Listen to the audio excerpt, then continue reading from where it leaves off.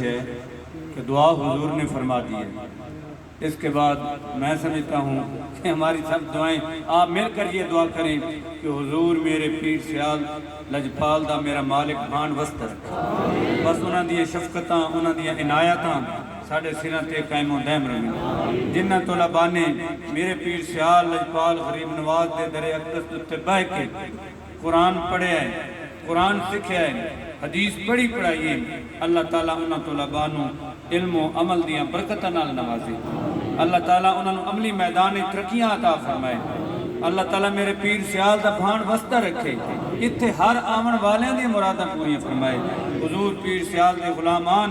اپنے دلوں دے اندر جتنیاں تمناواں رکھتے نے، میرے مولا جتنے مقاصد رکھتے نے، جتنیاں حاجتاں مراداں رکھتے نے، اس پیارے محبوب دا صدقہ لجپال دے آستان دا صدقہ انہاں دیاں دعاواں پوریاں فرما، انہاں دیاں حاجتاں پوریاں فرما، انہاں دے تمام دلی جائز نیک مقاصد پورے فرما۔ وصلی اللہ علی حبیبی محمد وعلی آلہ واصحابہ اجمعین برحمتک یا